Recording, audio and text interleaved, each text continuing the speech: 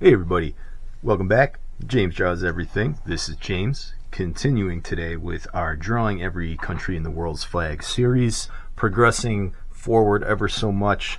Today, sticking around in Europe, going off the coast of the mainland Europe, and we're going to be doing Iceland. Alright, so Iceland in the North Atlantic Ocean. It's kind of, wasn't settled for the longest period of time. Very, very remote area, kind of away from like the normal trade routes and whatnot. It was settled in the 9th and 10th century by Norse people, so it does have a pretty badass Viking heritage to it.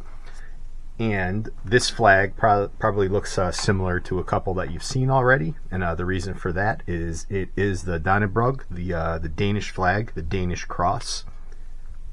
So any country that kind of has that Danish influence has this flag. A lot of Scandinavian countries. Alright, so yeah, they're all basically the same, just with some slightly different color patterns. Right, so the Iceland flag has a red cross with a white border around the red, and then some blue on the sides. Alright, so I'm just gonna do a little cheating here. I'm gonna use my ruler to help me out. Just want to make this nice and straight. And I'll give you a little history lesson on Iceland. Alright, so it was settled by Vikings, so you already know I like this country. And Iceland actually had one of the earliest forms of government that's actually still in existence. Living in that part of the world sucked, basically. No, hold on, I'll get to it. So obviously climate is absolutely brutal. A lot of your sustenance is going to require like a marine economy, right? So they eat a lot of fish, eat a lot of whales, which get in trouble with the international community on that one. But yeah, so in Iceland and other Scandinavian countries, you kind of had to rely on your neighbors to survive, right? Everything was very communal. So when they say that, like, well, socialism, it works in the Scandinavian countries, there is some truth to that, but it's not like socialism at gunpoint, like what the people that advocate that promote. Again, it sucks living there because, again, brutal climate. So that's just kind of how their culture evolved, right? So they were always like a communal, like kind of a giving culture. And again, your policies, your constitutions, and your government and whatnot, they're not just pieces of paper. Those are institutions that your culture develops over, sometimes hundreds and hundreds of years. So that's why Iceland does have massive social programs, but that goes way back to to like the Viking days and their DNA, and same with like the other Scandinavian countries, because that's how they had to survive. So if you didn't pull your own either, it's not just it wasn't just like socialism means welfare for everybody. It's no, you gotta carry your own weight up here, buddy. So Iceland, the government structure that they had in medieval times, there's a good book on this too. It's called, I think it's just called Viking Age Iceland, and it's not a big book either. It's something you can probably read in a couple weeks, but it kind of explains kind of what I was touching on here. So they have this thing called the Althing, right? So that's basically, they did have like chieftains and stuff, so you didn't just have everybody kind of running around in this anarcho-capitalism or whatever. Now there was some structure, but everything was kind of decided by committee, not committee, but congregation, right? So the Althing, everybody in the village would meet at the center of the village and discuss the comings and goings, the big decisions that needed to be made. And yeah, so a Viking chieftain, would have been present there as well. So that's kind of cool. It's kind of how they developed their political institutions. Again, over hundreds of years, these developed. And something else that's kind of interesting. So, if you're familiar with like Norse, Viking, whatever history, you know that they invaded the northern British Isles, right? So the Highlanders of Scotland and whatnot, they adopted a lot of these cultures, and then a lot of the Highlanders of Scotland, the Midlands and Britain. They brought those cultures to the United States, the particular places in the United States that they settled. So that's a big theory for why there's like so many Congregationalist churches in America that were brought over, by like Scottish settlers. The Scottish settlers that brought that over could actually trace it back to Vikings and their congregational kind of approach to dealing with matters. So that's kind of cool. That's the flag. It's a simple one. So yes, you will be getting some bonus content. I drew this so fast I didn't really get to give you a history on Iceland. But so they were under Norwegian and Danish rule for quite some time. In 1874, they do achieve not full independence, but they do get home rule. So basically get to make their own decisions on most things. In 1944, they're given full independence.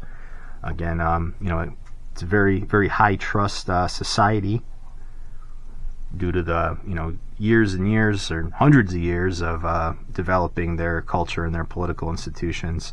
So they are, not surprisingly, an extremely, extremely wealthy country. Their economy still heavily relies on the marine industry, so fishing, things like that. Not an EU member, interestingly enough. I know Iceland, it is considered European, but it's not on the mainland. It's so far away. They're kind of left to their own devices a little bit. And so there's the Danneberg, the Danish flag. And that's Iceland. Iceland too, very, very, very young island, I believe. So they have a ton of volcanic activity there. And that's actually represented in their flag. You hear about this on the news every 10 years or so. Iceland just gets devastated by these volcanoes, and that's what the red means, right? So the red means volcanoes, the white is the snow and the ice, and blue is the surrounding ocean of Iceland.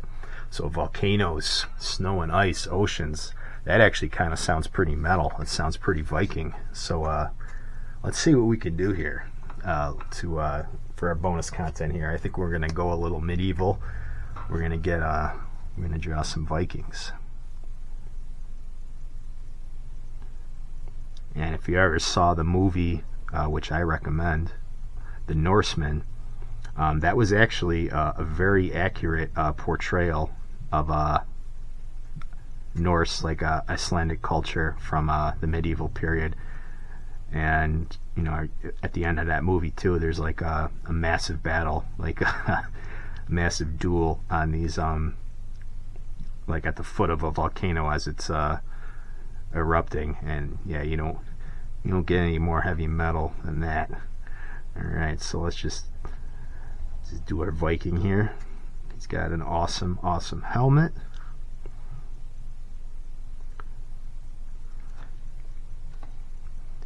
Yeah. So Iceland, cool place.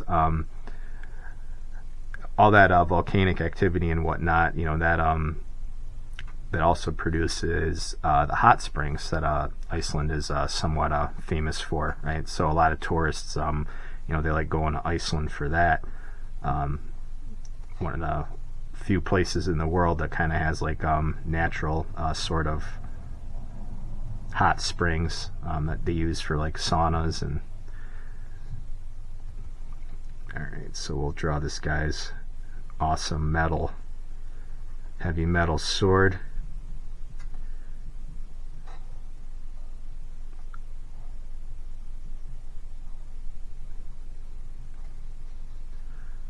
We'll give them some kind of like I don't know, what do they wear? Like for is this like whale skin or something? I don't know. He's got some kind of armor on. So that's our Icelandic Viking holding his sword. And then just to pay some respect to the flag here, we're gonna have a volcano in the background. So just blowing all that lava up into the sky. It's coming down. This dude's just standing there weathering it because he's a Viking and he's a badass. He ain't going anywhere.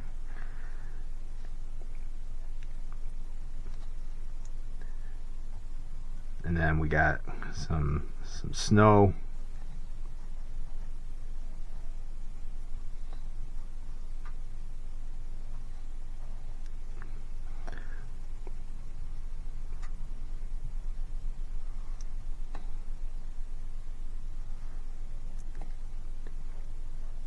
We'll just do the name here.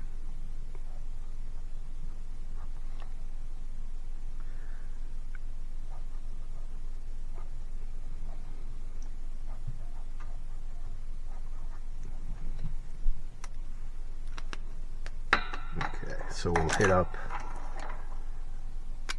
that lava with some red. So the red in the Icelandic flag, again, it represents the volcanic activity. All that molten lava. Let's just we'll mix up our colors a little bit. We'll give it some orange highlights.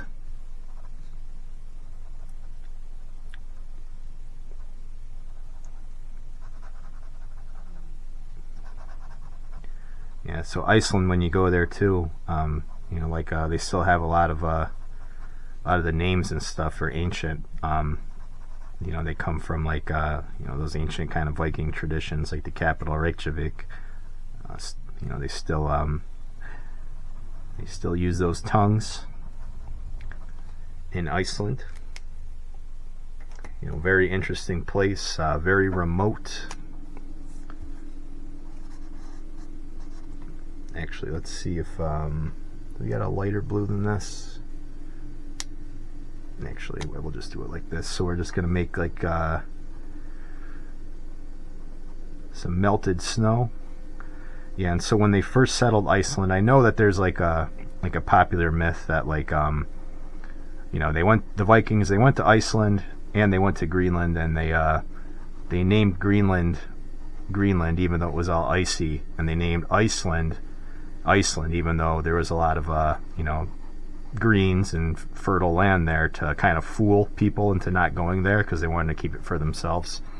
Not sure how much truth there is to that. I've heard a lot of competing stories, but when they did first settle there, the Vikings, they actually did they didn't see any potential at first, right? Because they landed during like a period where you know, the season was not warm, I guess is what I'm trying to say, for lack of a better word. The climate was very volatile, and then I think when they went back like on subsequent voyages, you know, when it was like their springtime there, they realized that, you know, oh, there actually is some potential for settlements here. So yeah, so all those Scandinavian countries have pretty interesting histories as far as, you know, what could have been, because they were some of the very early explorers. You know, they beat you know, the Spanish as far as like coming to the New World and whatnot, but they just never set up permanent, you know, civilizations. So Vikings were the bane of European existence for the longest time. You know, when those boats showed up, you knew you were in. for a rough day at the office. And cultures come, cultures go. So, you know, eventually the Viking culture doesn't die off, because and of course Vikings never die. They go to Valhalla. But as far as like being like a major power to contend with, that kind of settles down after like the Middle Ages. So when Europe sort of becomes very powerful on their own right, the Vikings kind of fade off into obscurity, I guess, for lack of a better word.